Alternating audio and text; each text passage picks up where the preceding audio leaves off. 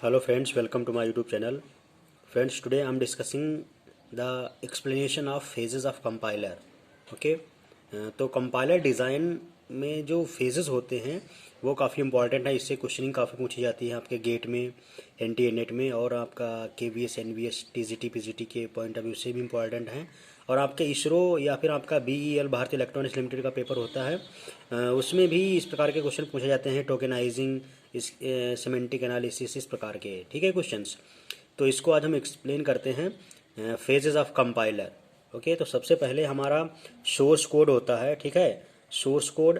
तो actually source code क्या होता है, आपका हाई लेवल लैंग्वेज होती है। सोर्स कोड आपका हाई लेवल लैंग्वेज में लिखा होता है।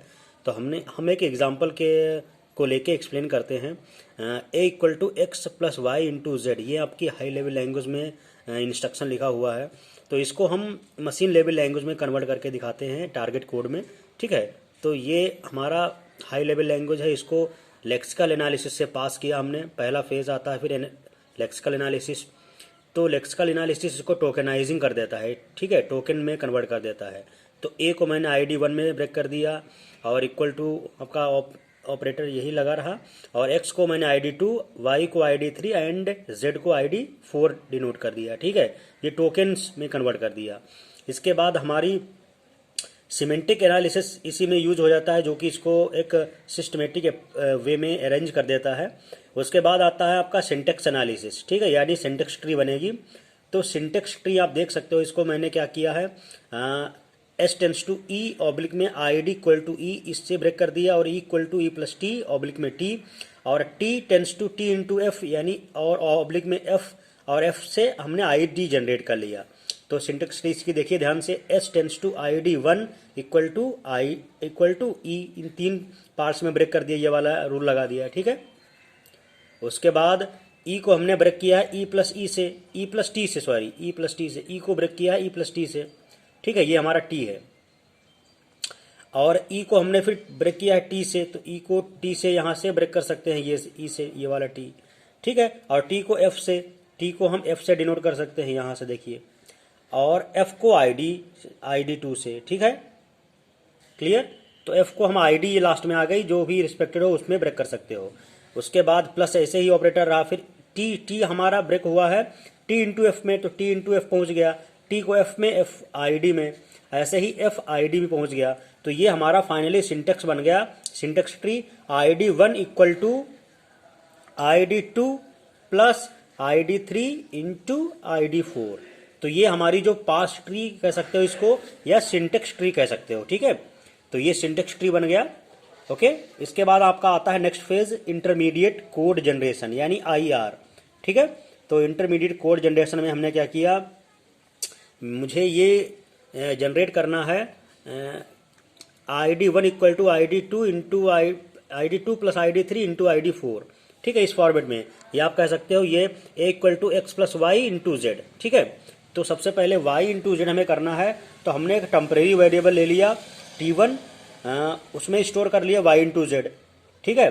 और t2 एक टेम्परेरी वेरिएबल ले लिया, उसमें x प्लस t1 कर दिया, और t1 की वैल्यू क्या है, y इंटू जेड, तो x plus Y into Z आ जाएगा। और ये t2 की वैल्यू हमने स्टोर करा दिया किसमें है, a वेरिएबल में, ठीक है। आप देख सकते हो ये फाइनली जो t2 में, t2 रजिस्टर में वैल्यू स्टोर आ गई, वो स्टोर कर दिया a वेरिएबल में, ठीक है।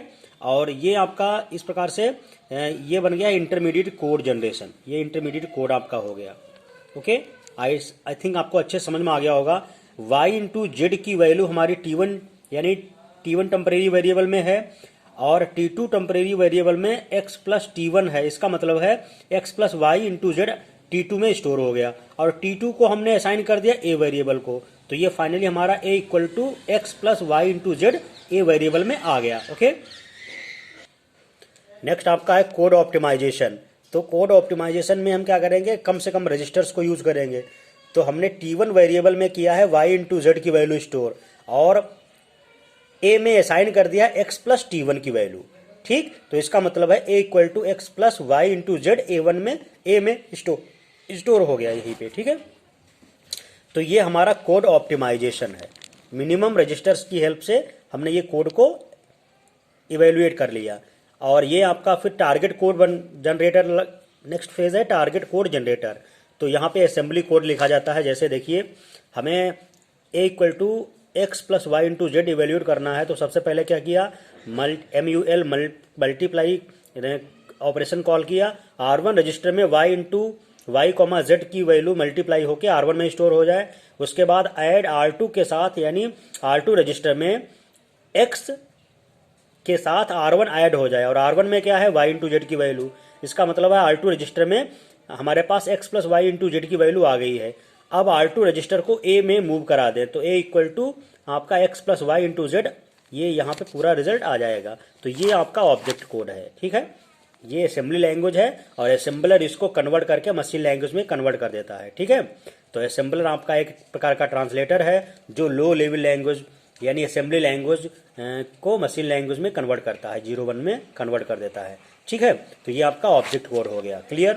तो आपकी असेंबली लैंग्वेज को ट्रांसलेट करने के लिए असेंबलर यूज होता है, ठीक है। तो ये आपके फेजेस थे, ये आपका फाइनली आंसर है। ये आपका टारगेट कोड हो गया। तो इस तरीके से आपके कंपाइलर डिज़ाइन में ये इंपॉर्टेंट फेजेस थे, उनको मैंने अच्छे से डिक्टेट कर दिया। आई थिंक आपको अच्छे से समझ में आ गया होगा।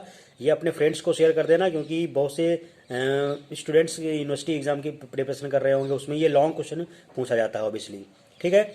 और जो डिफरेंट कॉम्पिटिटिव एग्जाम्स हैं उसमें 2 नंबर का क्वेश्चन इस पर पूछा जाता है, ठीक है। कि आपका ये सोर्स कोड है तो इसका पार्स ट्री जनरेट कीजिए, सिंटेक्स ट्री जनरेट कीजिए, या इसका ऑब्जेक्ट कोड बना के दिखाइए, ठीक है, इस प्रकार का क्वेश्चन। तो आई होप आपको अच्छे समझ में आ गया होगा। नेक्स्ट इंपॉर्टेंट चीज़ें मैं नेक्स्ट वीडियो पे शेयर करूँगा। तब तक के लिए थैंक यू।